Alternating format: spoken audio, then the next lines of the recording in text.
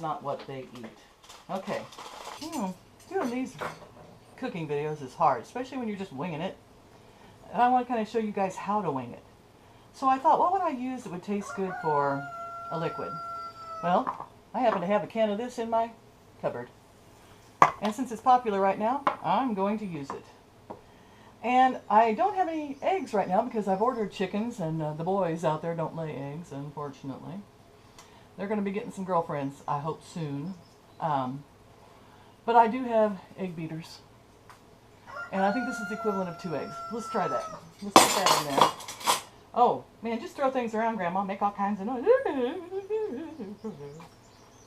See if I can get this open. All right. Oh, I think we're in luck. We're in luck. Don't count your egg before it's open. Okay, there we go. I'm just going to put 2 eggs in, the whole thing. All right. Now, I'm thinking, now that I'm putting my liquids in first because that way I can see how much dry to add. This is so powerful and tasty. I am going to put half of that in there, at least. Ooh, 1/4 cup. Maybe a 1/2 cup, I don't know. You decide what you want to put in there. Now, I'm going to put, this is a 1/2 cup measuring spoon. So I'm going to put a 1/2 cup of the sprouted garbanzo flour. Oh, so delightful. And hopefully delicious. You know, we have so little of the sprouted mung bean flour that, and I love the taste of mung beans. So there you go. Look at that. 3/4 of a cup right there. Oh. Salt. There you go, Grandma Hazel. Well, little tip, take the lid off the salt. So crazy. Oh, it unscrews. Alright. Sometimes when I don't know how much is coming out and I want like a 1/2 teaspoon or so, I will shake that into my hand. I use a coarse salt and I use coarse pepper. That's my choice. You can use the ground up stuff, the stuff with the iodine, whatever you want. I don't care. There you go. Teaspoony. Grandma said salt always made bread good. And I do the same with the pepper. Now, I like black pepper, and I like it cracked, and this is cracked black pepper. And, you know, there you go. All right, now, for the good stuff. I'm going to put a full 1/2 cup of the, maybe make that heaping, raw sunflower seed flour. And then I'm going to stir this all up and see what it looks like. Okay. Let's see what we've got here as far as like texture goes. I figured if it is too thick or anything, I will add more flours if it's just right, which is looking pretty just right. That's a pretty good bread consistency. The smell? Oh, yum.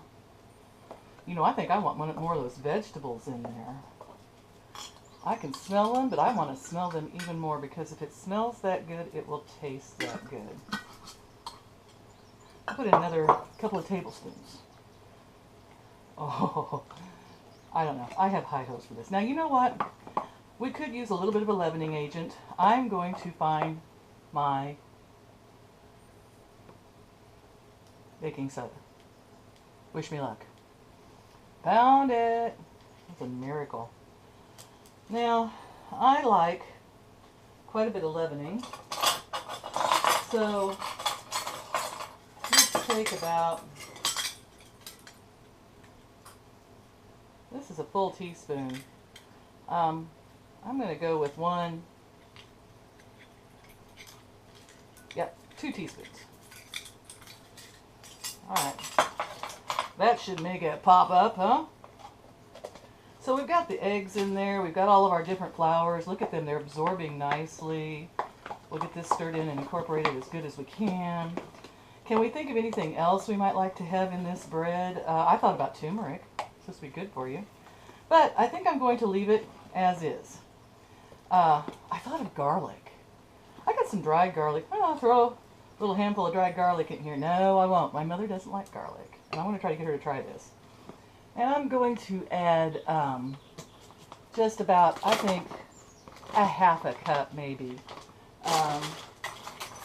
of the processed gluten-free flour that we talked about earlier. Don't forget a tablespoon of melted coconut oil.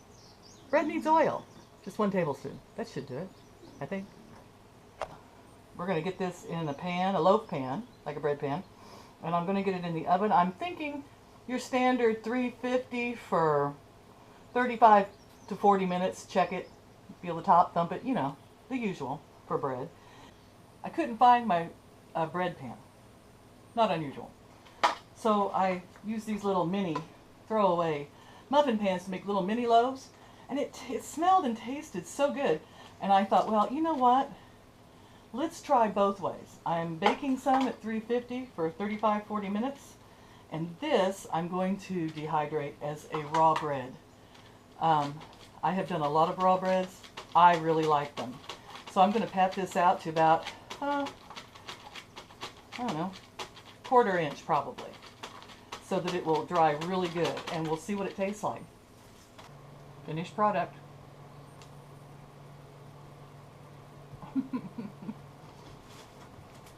Now that's delicious. You know, cut that into a little vegan cheese and a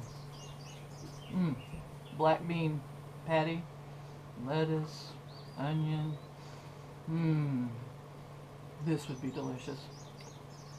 Like I said, sometimes your experiments turn out, sometimes they don't. I'm going to call this one a winner. Thanks for watching. Subscribe, hit like, make an old lady happy. Yeah, I forgot the darn thing's called. I'll just show it to you since I don't know what it's called.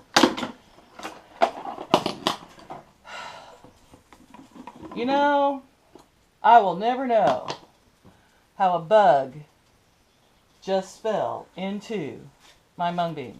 But it's a big one. I have to fish it out and do a do-over.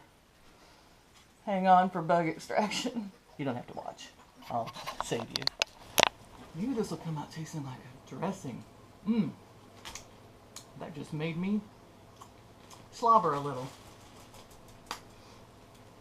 I like dressing. Everybody likes dressing. Oh, get over yourself.